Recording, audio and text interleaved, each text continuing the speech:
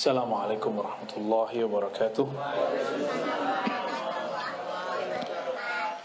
Alhamdulillah rabbil alamin, hamdal hamidin, hamdal mustaghfirin, hamdan yuafi ni'amahu yukafi'u mazidaha, ma ba'du. Para guru, ya, kawan-kawan, sahabat-sahabat, sahibul bait, Buya dan Umi, keluarga besar, semoga dalam ridha Allah Subhanahu wa taala.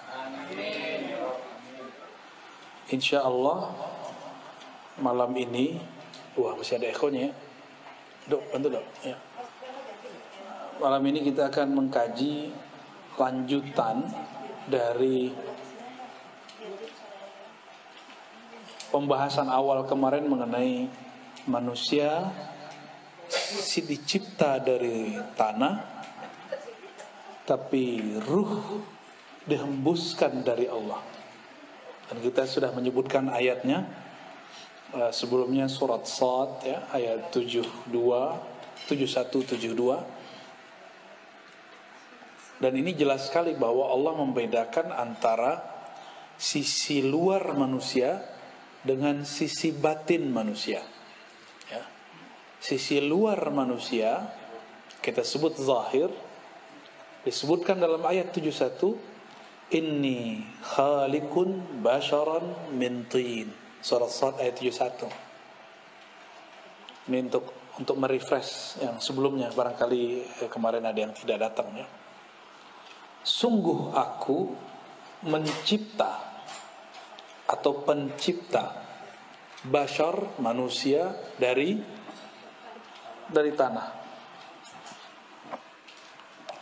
Jadi ini penting sekali untuk muqaddimah kita.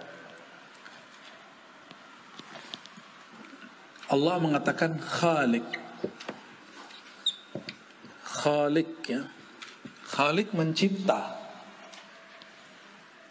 Siapa yang dicipta? Bashar. Wah, nama Pak Kiai ini.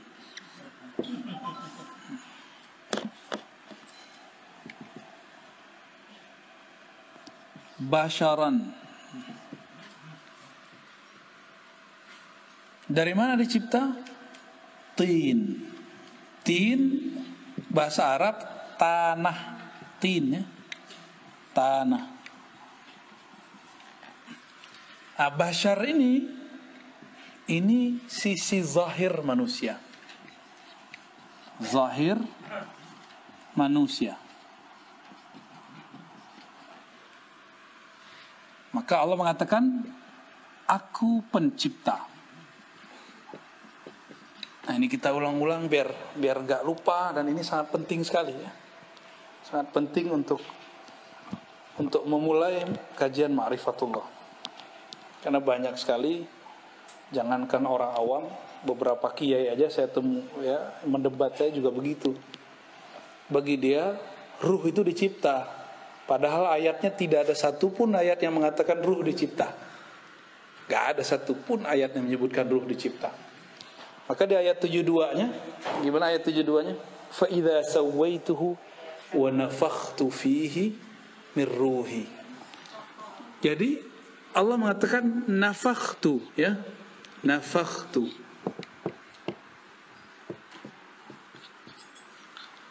Apa arti nafakhtu? Aku tiup. Aku tiup atau hembuskan. Beda dengan cipta. Apa yang dihembuskan? Ya, ruh.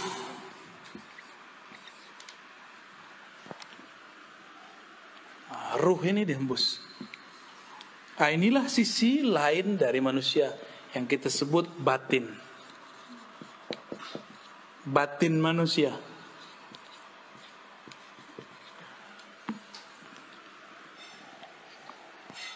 Di saat mati, si tanah, si bashar pulang kepada tanah. Sedangkan ruh, dia harus berpulang kepada sumbernya. Sumbernya siapa? Enggak, bukan Khalik. Khalik tanah. Coba baca ayatnya, ayat 72. nafakhtu fihi min ruhi. Aku hembuskan. Nah, min di sini diperdebatkan ulama, nih minnya artinya apa? Sebagian kah? Dari kah? Apakah minnya mim ibtida? Mim ibtida itu dimulai dari ruhku, berasal dari rohku. Atau artinya aku tiupkan sebagian dari rohku. Nah, itu jadi masalah tuh. Ya. Nah, dan saya udah jelaskan sebelumnya, ada yang kita sebut dengan haikalul ma'arif, haikal ma'arif. Yang pertama masih ingat, Ahad Zatullah, Ahmad Ruhullah, Muhammad Habibullah, Al-Mahdi Khalifatullah. Oke. Kalau dizikirkan tiap hari itu, terus ditutup baca Fatihah, Al-Fatihah gitu. Ya. Coba perhatiin yang nomor 2, Ahmad Ruhullah. Ini jawabannya nih. Aku hembuskan dari rohku.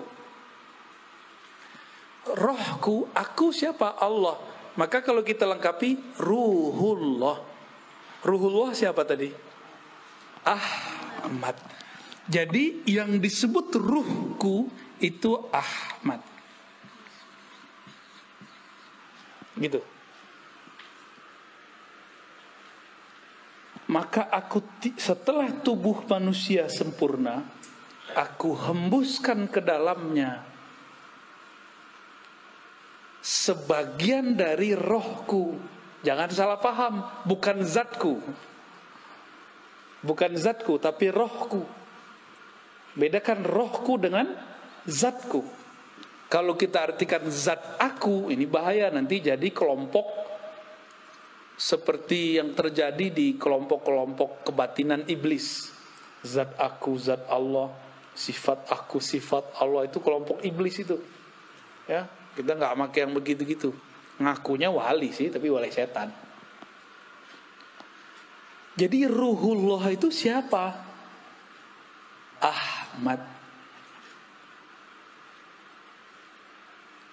Jadi dua-duanya boleh diartikan dari rohku atau sebagian dari rohku. Boleh dua-duanya, gak ada masalah. Kalau sudah mengerti pemahaman roh, bahwa ruh bukan zat dalam pengertian ini. Ahmad. Saya mau tanya nih, kalau kita nih dari seorang perempuan. Nah, perempuan ini kita sebut siapa? Kita ini kan keluarnya, lahirnya dari seorang perempuan. Perempuan ini kita sebut apa? Sebagai ungkapan majazi, kita pinjam istilah ini. Kita sebutlah Ahmad ini umur ruh, induknya roh. Gitu. Tuh, udah 2 istilah tuh. Ayat ini belum pernah dijelaskan dengan penjelasan begini, kecuali malam ini. Ini saya nggak bukan buat-buat. Baru malam ini, ya. Faida sawaituhu, apabila aku telah menyempurnakan basyariah manusia, sisi zahir manusia, maka aku tiupkan sebagian dari rohku. Maka kita baca tadi haikal ma'arif, ini disebut peta ma'rifat. Lancar peta ma'rifat bisa menafsir ayat-ayat yang rumit. Ahad Zatullah, Ahmad Ruhullah. Jadi ketika disebut rohku, kan ayatnya ruhi, kan gitu ya. Ruhi artinya rohku.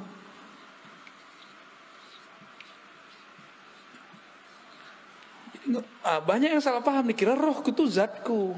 Mereka takut kalau nanti orang ngomong di dalam diri kita ada zat Allah. Bukan, ini beda. Nabi Isa aja kita sebut Ruhullah, benar gak? Ruhullah Isa itu Ruhullah Juz'i namanya, Ruhullah Sughra, roh kecil. Sedangkan yang kubro Ahmad. Bahkan ini disebut Ar-Ruh Al-Akbar, roh yang agung, yang paling besar. Karena ialah tiupan pertama Allah. Dari Ahmad inilah, ya. Ini saya hapus ya. Udah connect kan ini? Boleh dihapus nih Mancung. Jadi Allah yang ahad meniupkan pertama kali rohnya ini bernama Ahmad. Dari Ahmad inilah kemudian kita muncul, roh kita dari situ. Nah nih, coba kita lihat dulu. Berarti judulnya bukan Al-Baqarah 30 berarti, masih As-Sod 7172. Ya lanjutan.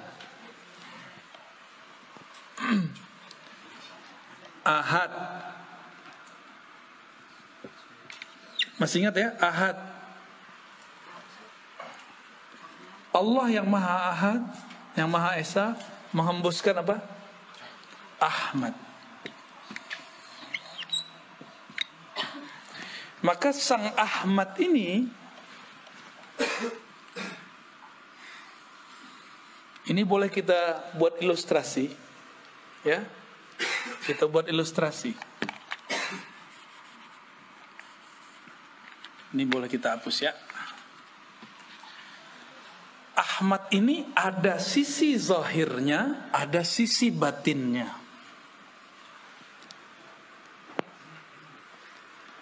Ahmad itu ruh Allah.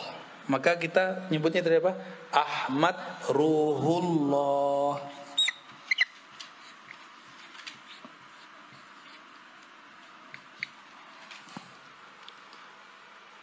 Jadi kalau ada di ayat surat tadi, surat apa? Sod ayat 72. Sod 72. Allah mengatakan ruhi, rohku. Siapa yang disebut rohku? Ahmad. Ada sebelumnya antum dengar tafsir begini. Dan ini bukan tafsir bid'ah. Ini cuma tafsir yang selama ini tersimpan belum dikeluarkan. Beruntung nih rumah Buya nih. Ya, berarti ada wali di rumah ini nih. Ya. Semoga istiqomah kita semua ya. Amin amin ya rabbal alamin. Ya. Jangan GR dulu Mancung.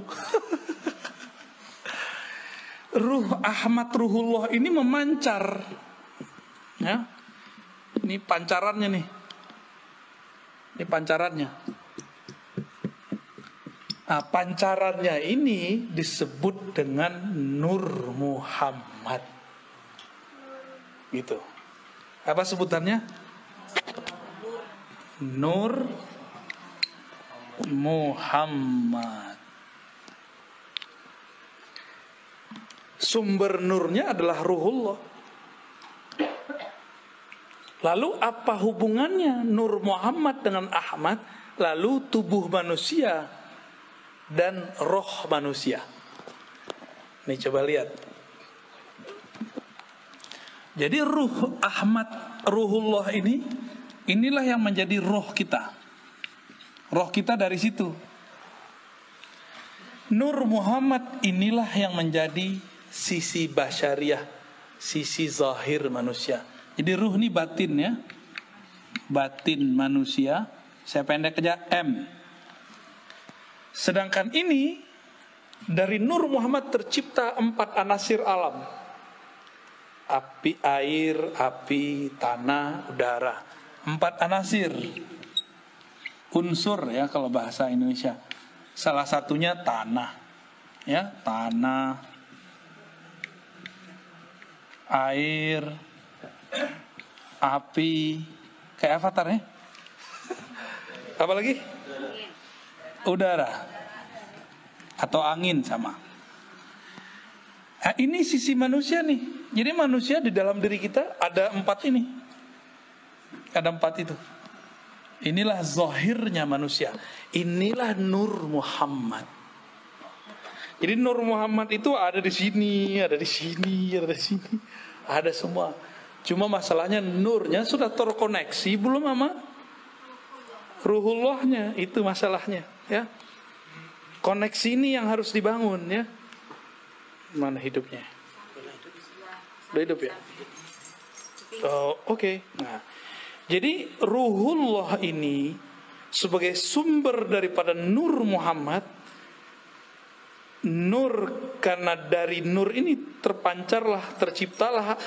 Ini dia. Dengan apa Allah menciptakan yang 4 ini?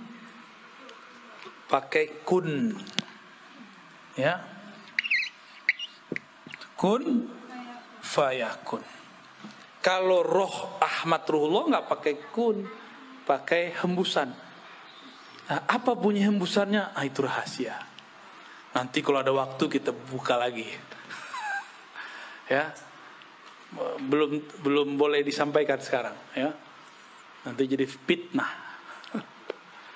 Ngarang-ngarang apa lagi nih Ar-Razi ini, kata orang, ya.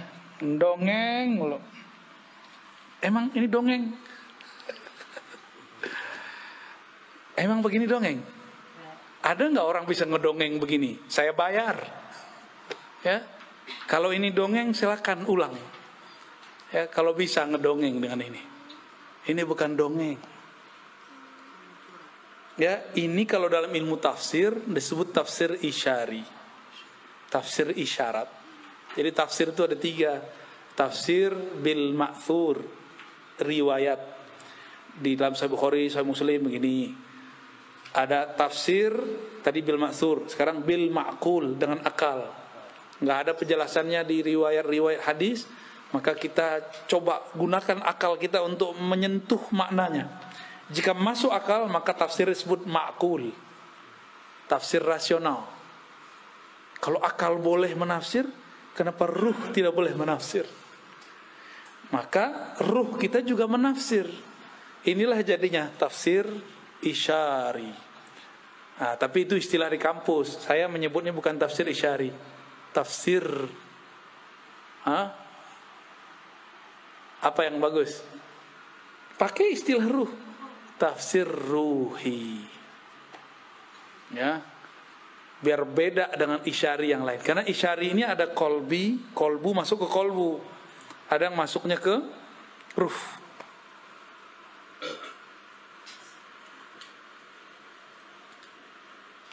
Pancarannya ini banyak, berapa banyak? Berapa banyak kemarin? 124.000.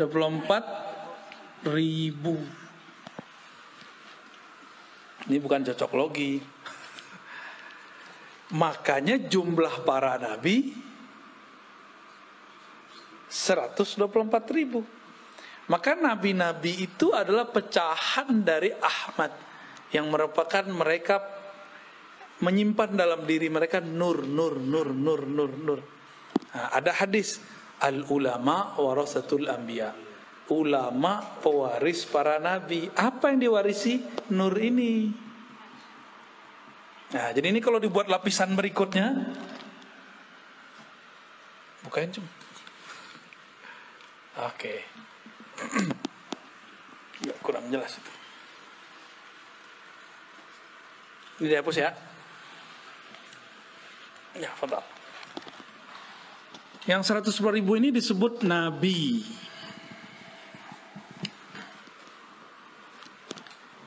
Ini punya pewaris. Ada lagi pewarisnya. Ya. Ini pewarisnya disebut ulama. Ulama yang mana? Apakah semua ulama? Ulama yang mewarisi nur Muhammad di dalam dirinya. Nur itu artinya sesuatu yang terang, yang membuat dia punya pandangan ke depan. Sehingga disebut Nur Muhammad. Dia tahu jalan hidupnya kemana, dia tahu jalan pulang, dia tahu jalan kemana. Itu orang kalau punya nur. Ulama yang mana? Bukan yang bergelar doktor, ya. Gelar doktor saya bukan gelar Nur Muhammad. Ya. Oh, saya di pesantren. Bukan pesantren, emang Nabi nyantri?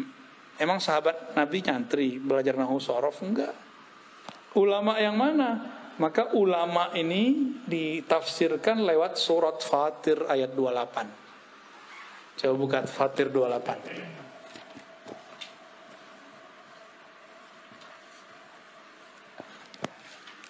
Fatir 28 apa? Innama yakhsyallaha min ibadihil ulama. Yang takut kepada Allah, yang segan nama Allah, itu cuma satu kelompok, namanya ulama. Buya ini kan pernah jadi GM ya. Itu kalau ke daerah orang nggak tahu kalau Buya ini GM, dihargai nggak? Segan nggak mereka? Nggak segan. Tapi pas dilihat di kartu namanya GM, langsung nyembah mereka, hormat. Wah, mau diservis semuanya. Kalau nggak dikira ustadz aja kan, karena ada jenggotnya. Kira-kira seperti itu. Kita kalau nggak kenal orang nggak sungkan sama dia, nggak respect sama dia. Tapi kalau kita sudah kenal dia, kita akan hormat siapa dia. Nah, kenal ini nggak hanya kenal gelar, kenal nasab, kenal makomnya, ya. Kenal makrifat yang tersimpan di dalam dirinya. Nah, inilah yang saya sebut umur ruh. Umur ruh itu nggak berdasarkan biologis. Umur ruh itu berdasarkan makrifat yang tersimpan di dalam dirinya. Ya. Tuh, 2, 3. Ini udah 3 lapisan nih, ya. Maka ulama, sahabat yang takut kepada Allah di zaman Rasulullah, jumlah sahabatnya juga sama. Semua sahabat jumlahnya juga 124.000. Jumlah sahabat Nabi. Dari Nur Muhammad ini ada kayak semacam, jadi kalau ilustrasinya Buya, Telkomsel ini kan Telkomsel ya, punya satelit. Nah, satelit ini ruhullah. Dia memancar kepada, kalau memancar pertama kali yang gede itu ke mana? Provider, begitu. Dan jumlahnya ada 313. Yang menerima pancarannya langsung. Dari 313 ini nyebarlah ke 104.000. Dari situlah nyebar kepada umat. Kayak gitu modelnya. Maka setiap masa nur ini gak akan kurang dari 124.000. Gak akan kurang. Maka wali kalau mati pasti ada pengganti. Jadi gak usah khawatir. Kalau wali mati tidak ada pengganti, tunggu aja kiamat. Pasti kiamat.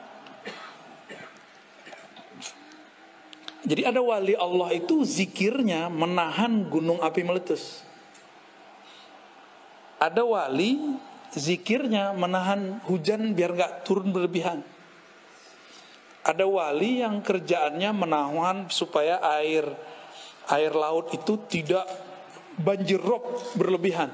Kalaupun terjadi mau gimana lagi ya. Ada wali di kutub utara, di kutub selatan. Sekarang orang menyebut global warming.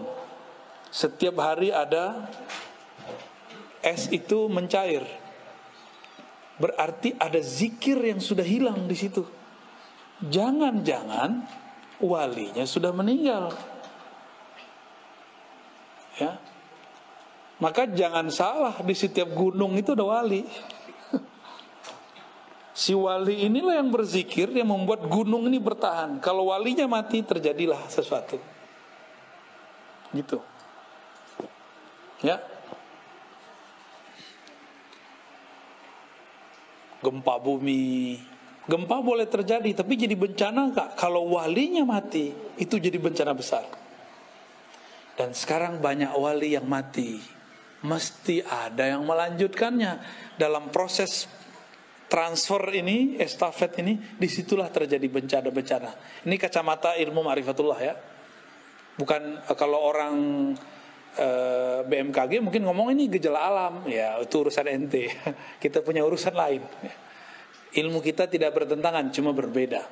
Ya, ilmu kita tidak bertentangan dengan BMKG kah, geologi kah, ilmu itu punya urusan sendiri. Kita punya urusan sendiri juga, gitu. Ya laptop sebagus apa, handphone sebagus apa, tetap harus ada yang operasionalkannya. Kalau orangnya hilang ya kacau, sama lah kira-kira begitu. Katanya robot hebat, tetap harus ada orang yang memprogramnya. Programnya lewat, ya lewat juga deh ntar. Ya.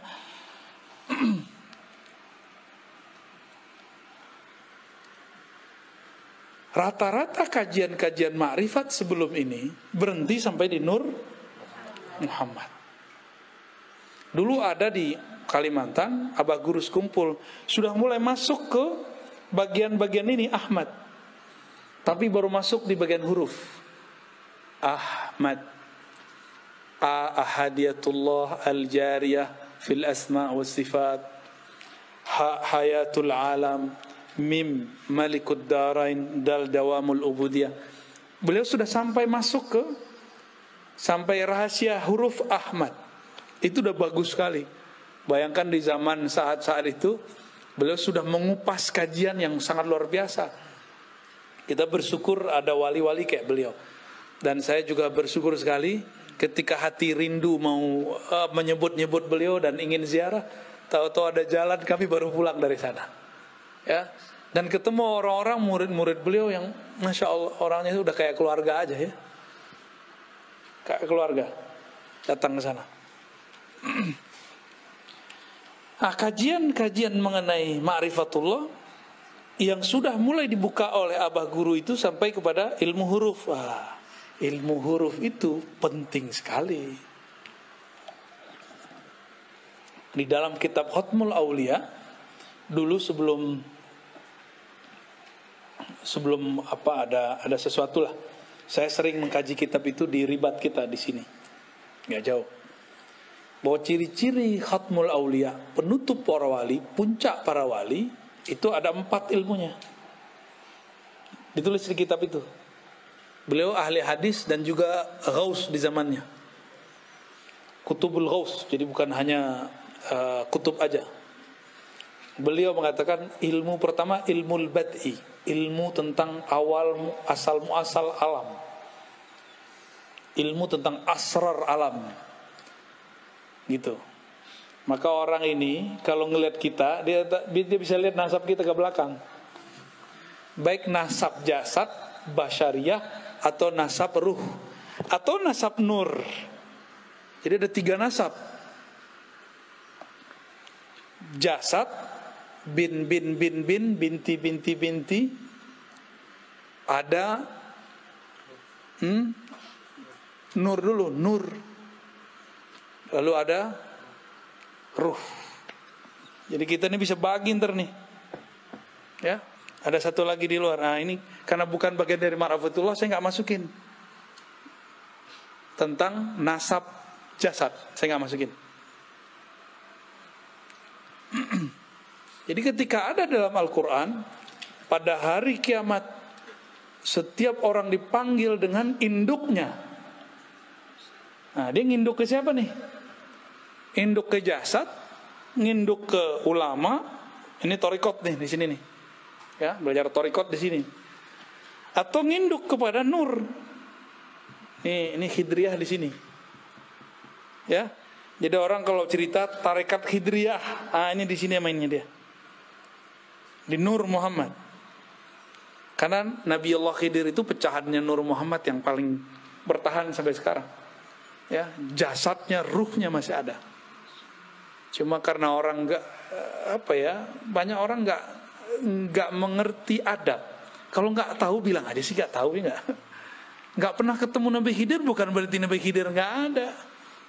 Ente nggak tahu Nabi Khidir ada, jangan bilang dia nggak ada gitu. Ini orang-orang ini su'ul adab bener-bener. Ya, Nabi Khidir, nggak usah pakai Nabi Khidir deh.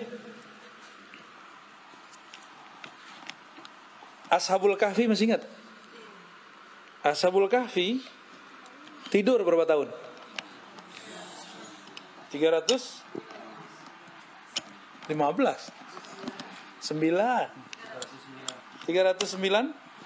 309 tahun. Makan nggak? Minum nggak? Wajahnya jadi tua nggak? Enggak. Saya mau tanya, ada nggak dalil yang menyebutkan Ashabul Kahfi mati?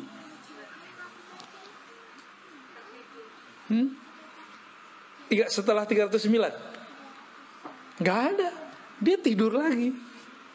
Makanya dalam riwayat yang dikumpulkan Imam Al-Qurtubi dalam kitab Tazkirah, nanti Ashabul Kahfi turun lagi membersamai Nabi Isa. Ternyata usut punya usut, Ashabul Kahfi adalah umat Nabi Isa. Jadi antara Nabi Isa dengan Nabi Muhammad. Jadi nanti ketika Nabi Isa turun, mereka keluar. Apakah itu khurafat? Ya enggak khurafat lah, ada riwayatnya. Kitab Tazkirah Imam Al-Qurtubi. Diringkas lagi oleh Imam Sya'rani dan tidak dihilangkan itu. Berarti mereka sekarang masih ada. Cuma Allah sembunyikan. Yang sudah ke Yordan mungkin lihat di mana sih? Gitu.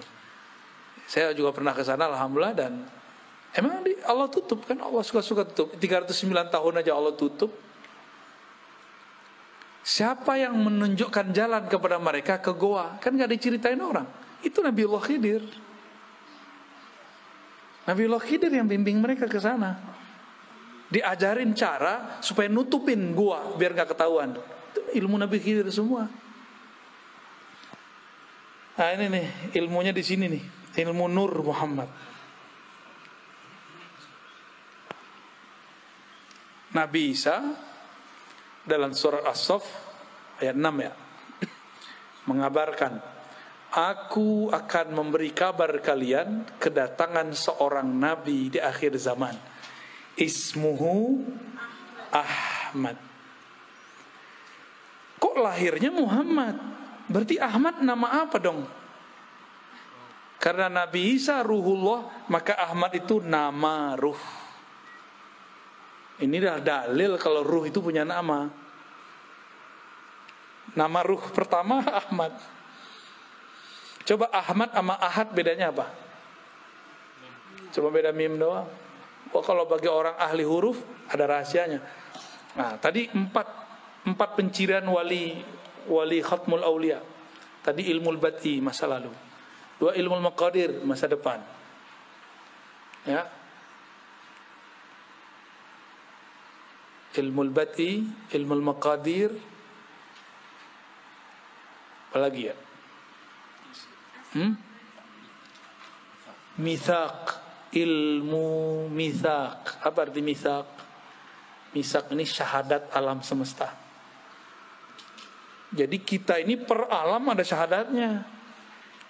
Per zaman ada syahadatnya, beda-beda syahadatnya. Syahadat Nabi Isa beda dengan syahadat kita.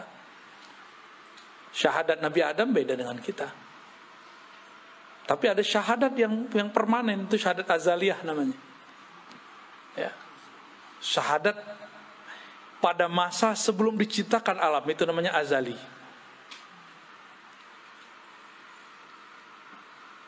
Ada. Sebelum ruh kita ditiupkan ke dalam janin itu sudah ada syahadatnya dia. Itu mitsaq, perjanjian alam. Jadi kita sudah punya kontrak dengan Allah. Itu mereka ngerti. Itu turunannya. Ya. Ketika ruh mengatakan syahid, nah itu turunan dari mitsaq tadi. Itu semua ruh. Dan ruh ini kan ada yang Allah tiupkan kepada manusia, ada yang Allah tiupkan kepada hewan, ada yang Allah kemudian lempar ke pohon-pohon. Coba kenapa tuh Buya? Roh kita kok dilempar jadi manusia, sedangkan ada roh jadi kucing. Ada roh yang ditiupkan kepada anak keturunan Nabi, Habib Sayyid, anak Kiai, Gus, Ajengan. Kok kita enggak, dia iya. Kok dia Habib, kita enggak. Dia Sayyid, kita bukan. Oh, itu ada rahasianya semua. Itu ilmu mitsaq. Enggak ada kebetulan Allah meniupkan, ya sesampainya lah, sedapatnya lah gitu, enggak ada. Diatur semua. Jangankan itu, satu tetes air hujan itu diatur turunnya di mana, berapa volumenya diatur semua. Nggak ada yang nggak diatur. Apalagi urusan roh. Oh sedapatnya deh, gitu, nggak ada begitu. Ya, Allah betul-betul rapi. Ya, Muqtadirah. Salah satu nama Allah itu Muqtadir. Ya, begitu detail dalam mengukur segala sesuatu. Kenapa Buya? Kita nggak jadi Habib ya? Yang ono jadi Habib. Tapi nggak usah khawatir ya.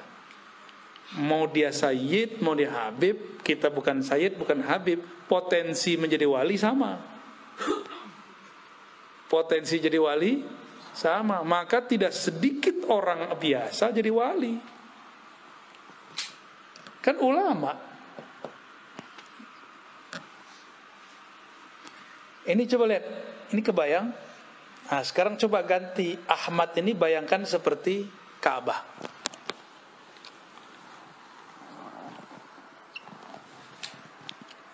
Ini ilustrasi aja, ya.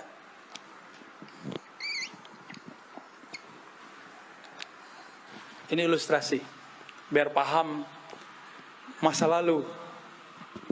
Kenapa ada satu amalan unik dalam ajaran Islam namanya tawaf? Tawafnya kok ke Ka'bah? Kenapa tawaf di situ? Kok tawafnya ke batu lagi ya? Batu hitam, batu bata. Oh, ternyata ada rahasianya. Tubuh tawaf kepada tempat mulia itu. Walaupun dia dari tanah, dari batu. Nah, ada rahasia di situ. Air zam-zam Ka'bah. Ternyata ruh dia juga bertawaf. Tawafnya jasad kepada Ka'bah. Yang disebut haji mabrur kalau ruhnya ikut tawaf. Jika nurnya ikut tawaf. Nah, kita ini tercipta dari nur Nabi Muhammad dengan kunnya Allah. Apakah kita mencari siapakah Ahmad itu?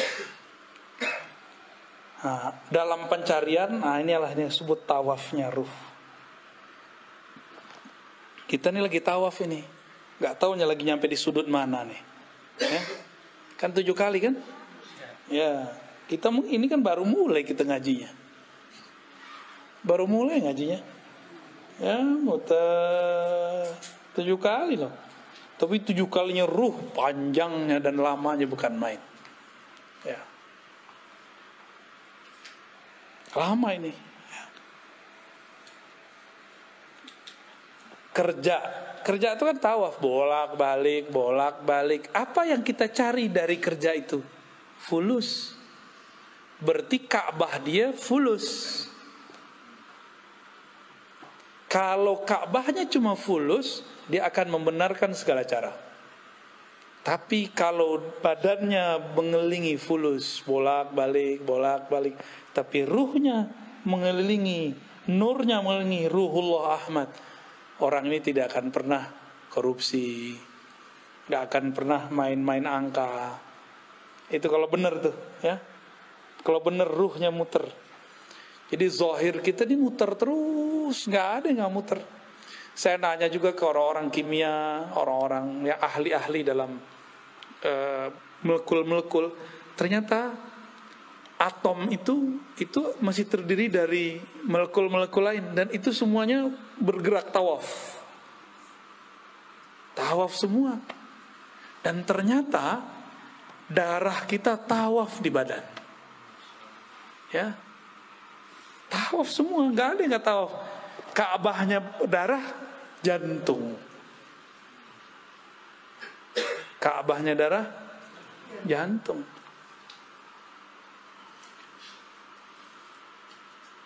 Oke? Kalau sudah punya gambaran begini,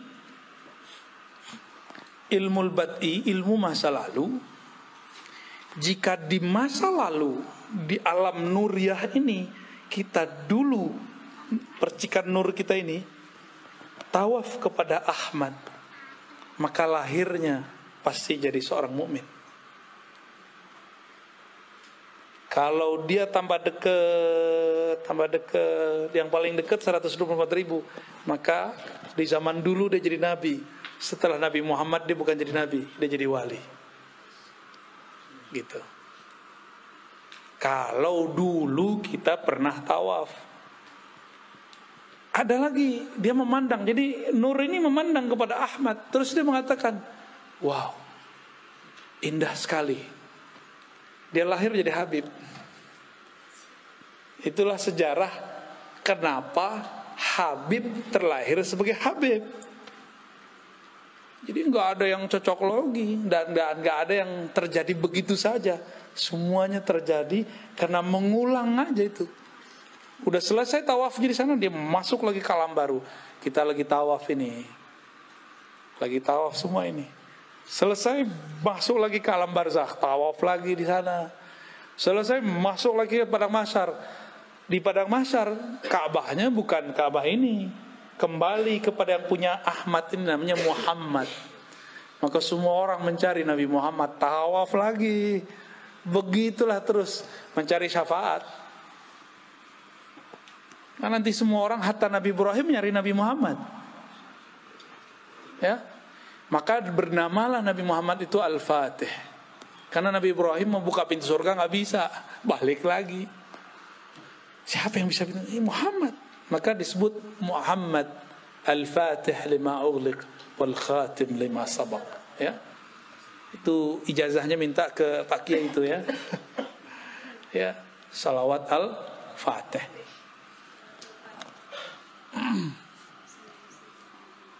Jam 10 Bu ya. Gimana? Tanya jawab atau lanjut? Lanjut tidur. Ya rehat dulu. Bismillah.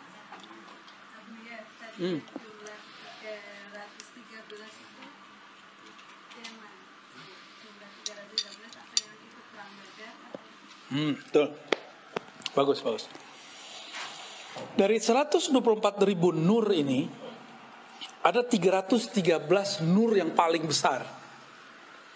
Yang 313 yang dulu bertawaf dan itu menjadi barisan ring pertama Ahmad. Nah, yang 313 ini di zaman pra Nabi Muhammad menjadi 313 Rasul.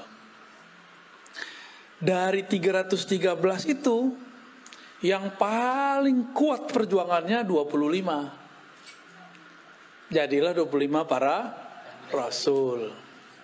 Itu kalau ditulis terus tuh. Coba yang ditulis tuh, Cung.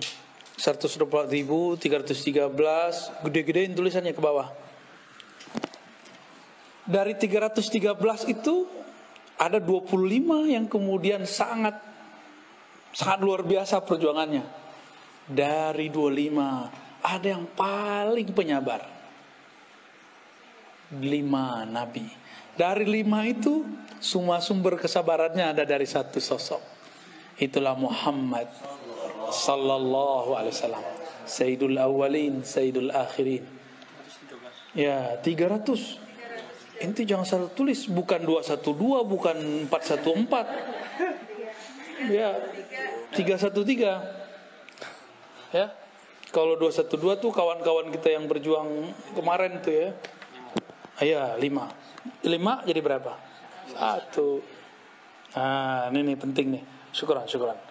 Jadi 124.000 itu ring terluar, ring terdekatnya 313. Dari 313 ini paling dekat lagi 25. Dari 25 ini paling dekat lagi 5. Dari 5 itu 1. Berarti kalau 5 kurang 1 berapa? 4. Coba lihat. Nabi Muhammad, Abu Bakar, Umar, Utsman, Ali. 5 kan? 5. Dan itu bukan cocok logi. Emang udah dari sononya. Begitu. Ya.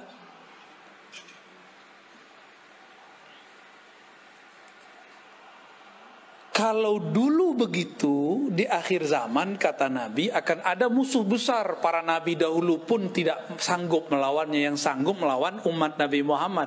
Kira-kira ilmu yang diturunkan zaman sekarang lebih sedikit atau lebih banyak dari zaman dulu? Nabi Musa gak dapat izin ngelawan musuh besar ini. Nabi Nuh gak dapat izin. Nabi Sulaiman katanya sempat perang, tapi gak sanggup juga. Sesakti Nabi Sulaiman loh. Nabi Khidir juga gak sanggup. Nabi Isa itu yang ngecoh Nabi Isa siapa? Yudas Iskariot kan itu adalah penyamaran Samiri, Dajjal. Semua Nabi, kata Nabi Muhammad sallallahu alaihi wasallam, anzara qaumah, mengingatkan kaumnya akan ada musuh besar bernama Dajjal. Lah kok sekarang ada kiai bilang Dajjal itu bukan sosok, Dajjal itu suatu sistem, threat, ya. Nabi Muhammad, para nabi sebelumnya bilang itu sosok, ente bilang itu, ya, pinteran dia dari Nabi Muhammad, ya kan? Pinteran dia dari Nabi Musa. Di Quran kan di surat Thaha disebutkan kisahnya tentang Samiri. Dia kan yang disebut Dajjal. Samiri itu nisbat kampungnya, Dajjal itu gelarannya. Yudas Iskariot penyamarannya. Kalau gitu nanti struktur ini akan berulang kembali. Strukturnya kan berulang kembali. Jadi di sini ada 4 nih ya.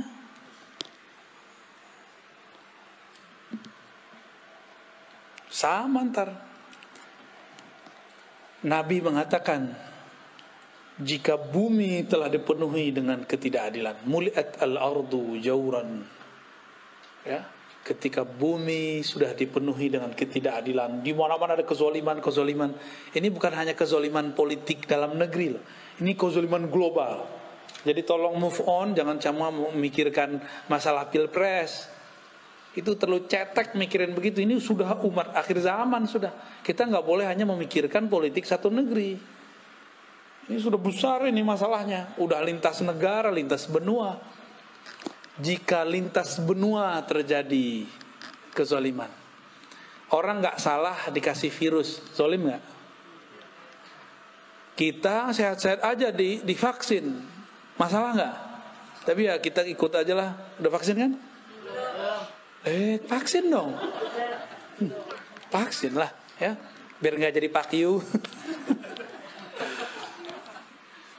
Kecuali nggak mau keluar ya terserah. Kalau saya hampir tiap bulan keluar kota, ya wajib vaksin. Bukan hanya ganti status di Peduli Lindungi, beneran vaksin ini, kita hakon ini. Ini orang nakes aja nunggu saya vaksin kan lucu. Nunggu Buya dulu katanya. Aduh, kita jadi serba salah deh ya. Kita ikutin main mereka. Mereka makar, Allah juga lebih baik makarnya. Udah sederhana itu. Mungkin lebih banyak yang kita makan ini lebih bahaya daripada vaksin yang disuntikan, ya.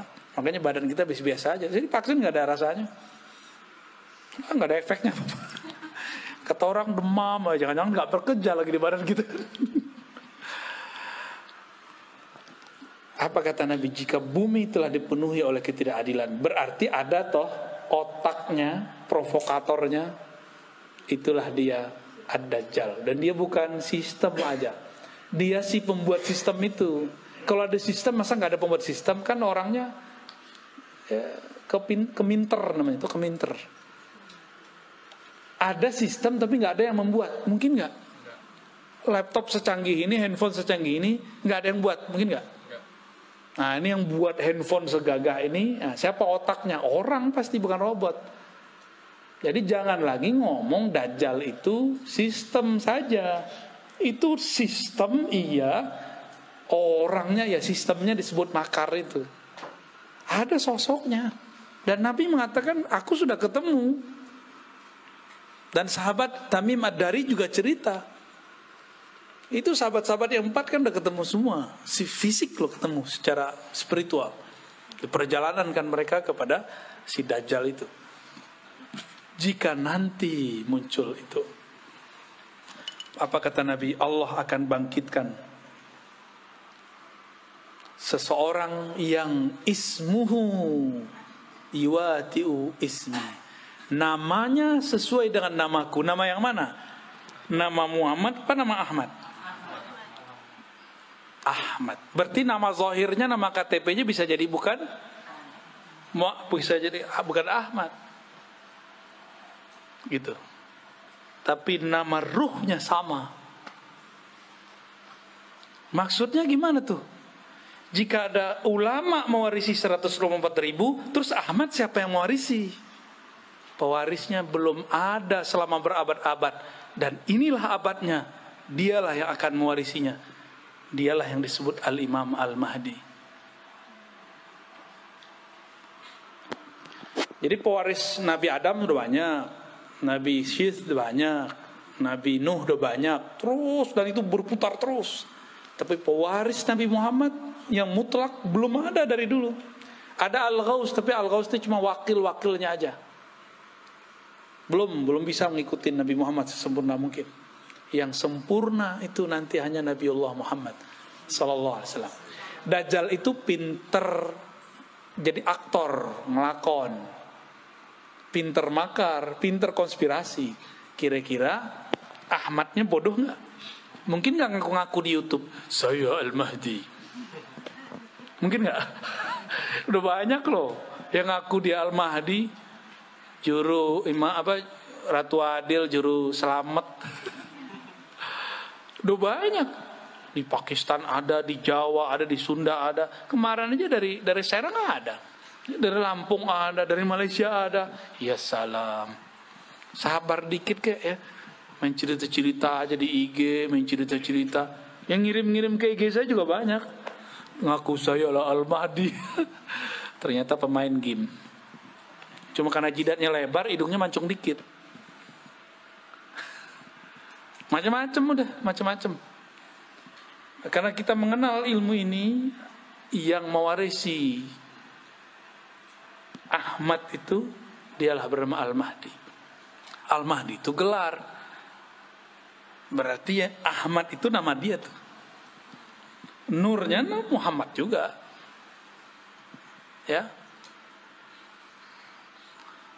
Rabbul Masyriqi wal Maghrib, ya. Si Nur Muhammad itu terbit nurnya di timur dan di barat, ya. Oke. Jadi inilah penjelasan lanjutan daripada surat Shad ayat 72, ya. Dan ini belum selesai loh. Masih ada lanjutannya lagi, ya. Masih ada penjelasan di balik penjelasan. Masih ada rahasia di balik rahasia. Ya. Oke, kira-kira itu. Udah jam 10. Ini jam mana salah kayaknya nih. Kayaknya belum disetting tadi nih. Oh, itu yang Bahlul. Jamnya PA. Baik, gimana Bu? Ya, gimana? Ya. Mengenai tadi bahwa ruh itu tidak berholik ya. Ya. Terkait dengan innalillahi wa inna ilaihi raji'un itu seperti apa teman-teman? Inna lillahi wa inna ilaihi raji'un. Kaitannya apa dengan ruh tidak dicipta, kan gitu. Mati itu pulang kampung. Tubuh dicipta dari tanah, maka dia pulang ke kampungnya tanah. Ruh dihembuskan dari ruhi Ahmad, maka dia harus cari jalan pulang ke. Bisa nggak ruh tubuh tanpa ditanam dia tertanam? Gak bisa, harus ada yang ngurusin, dimandiin, dikuburin. Tuh, paham maksud saya? Ini ilustrasinya. Jika tubuh zahir ini harus ada yang urus, harus ada gurunya, apalagi harus ada yang nunjukin jalannya, harus ada yang gendong. Jadi ruh ini kalau dia berpisah nggak ada yang jemput, dia akan gentayangan kemana-mana. Tapi bukan jadi hantu, bukan. Yang jadi hantu itu jin. Dia akan kemana-mana, dia mencari pertolongan. Siapa? Aku mau kemana ini? Dia bingung. Maka sekarang kita kasih tahu, kalau kita meninggal, kita harus kembali kepada Ruhullah Ahmad. Ini yang harus dicari. Ya, makanya ada satu sholawat boleh diamalkan. Allahumma ya Ahad, wahai ya Allah yang Maha Esa, Maha Tunggal, Salli ala Ahmad, limpahkanlah rahmat, sampaikanlah ruh kami kepada ruh Ahmad. Itu maknanya. pulangkanlah ruh kami kepada ruh Ahmad. Pulangkan kami kepada ibu kami, induk kami. Kalau kita masih punya ibu, pengen pulang kampung nggak kalau ibunya di kampung? Ibunya di sini, berarti pulangnya di sini, ya kan? Coba misah sehari aja, nggak mau kan? Nggak mau tuh, pelukan langsung. Begitulah nanti jika ruh tahu jalan kepada ummur ruh, nanti mereka semua akan bermanja-manja. Makanya kalau benar nih kita sholawat, kita mewek-mewek nyebut nama Ahmad. Nggak ada orang yang nggak bisa nangis kalau nggak sebut Ahmad. Cuma ini kita lagi tahan-tahan aja nih. Kalau benar nih ruh, dia percikan dari hembusan Ahmad, disebut Allahumma ya Ahad, salli ala Ahmad. Enggak, pasti ngalir. Ya Allah, ruhku ini adalah bagian dari hembusan ruhmu Ahmad. Tolong kembalikan ia kepada ruhmu Ahmad. Sampaikan kami kembali pulang kepada ibu ruh kami Ahmad, induk ruh kami Ahmad. Enggak nangis berarti dalamnya hitam. Itulah rahasia. Silakan diamalkan itu, ya. Ya, Allahumma ya Ahad, salli ala Ahmad. Allahumma ya Ahad, salli ala Muhammad. Allahumma ya Ahad, salli ala al-Mahdi khalifatika ya Allah ya Ahad. Allahumma salli ala Al-Fatihah.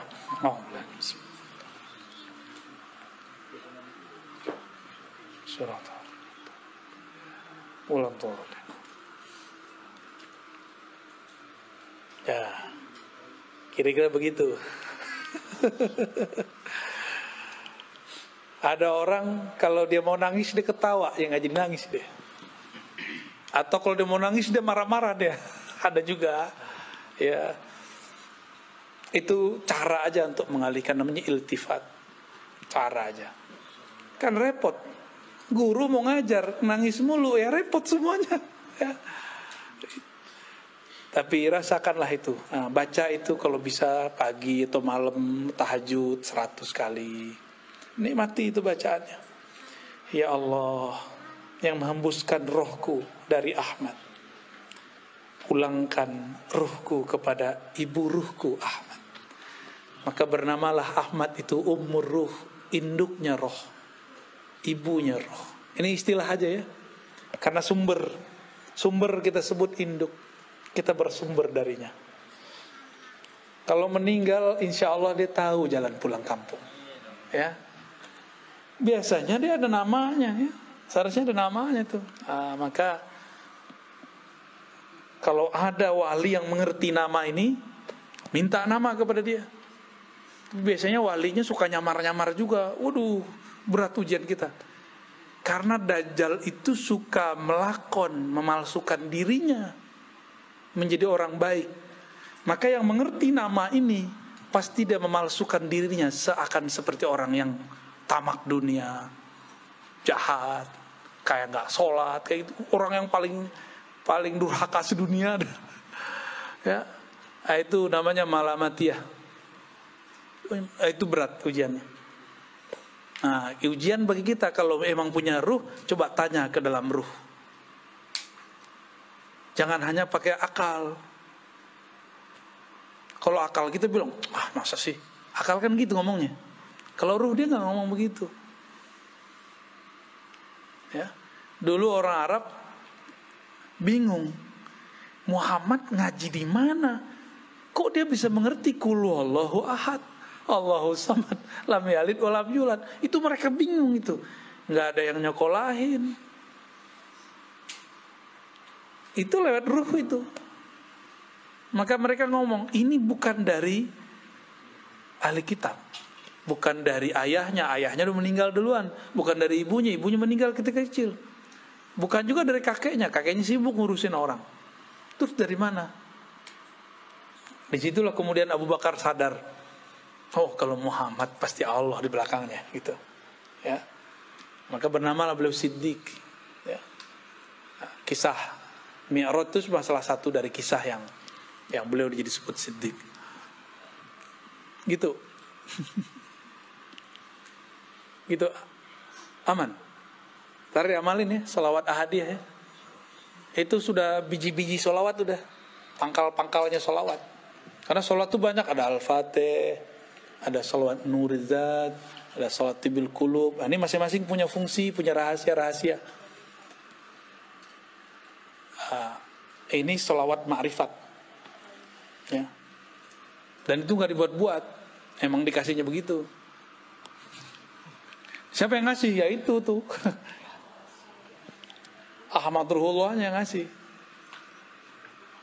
Gitu. Nah, gimana cara koneksinya ya? Kita kan punya ruh. Seharusnya kita bisa juga dong koneksi sama dia.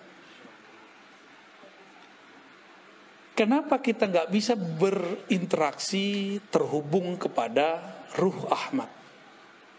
Karena kalau kita punya handphonenya bagus, tapi baterainya soak. Baterainya ada, kartunya nggak ada. Kartunya ada, pulsanya nggak diisi. Pulsanya lengkap, nomor sudah punya, nomor yang dihubungi nggak punya. Nomor yang dihubungi sudah punya, tapi nggak mau nelpon. Paham itu bahasa-bahasa ya, bahasa-bahasa kias lah ya.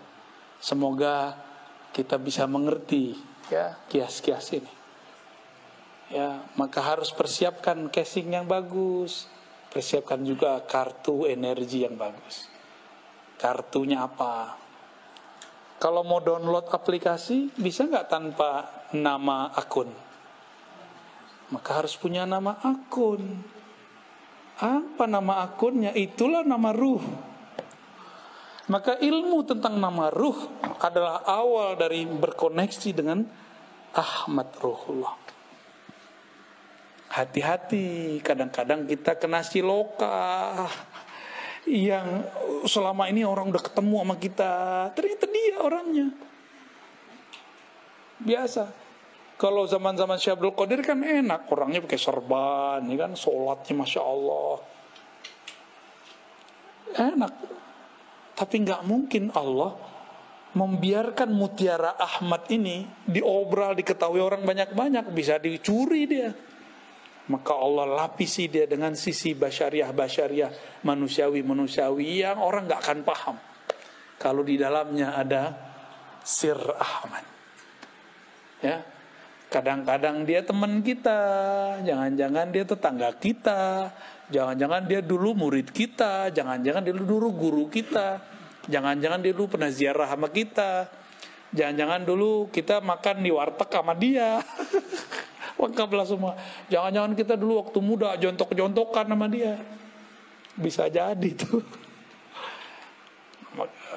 Rahasia Allah ini kan ada di mana-mana ya. Pintar-pintarlah. Kira-kira itu kajian kita malam ini ya. Pertanyaannya dicukupkan dulu karena kami mau jalan lagi ke Bandung nih. Bandungnya bukan Bandung ini. Bandung ini mana kita? Lembang. Gila, Masya Allah. Jadi mohon izin nih Pak Kiai, mohon doa selalu bagi kami yang masih muda-muda. Mohon maaf jika suul adab. Ya Bu ya. Umi, maaf telat ya. Ya. Alhamdulillah. Ya kajiannya begini nggak setia ya, salam. Mungkin itu dari kami. Semoga Allah ridho dengan apa yang kita sampaikan. Dan ini bukan ilmu saya cuma diberikan lalu saya membagikan ulang.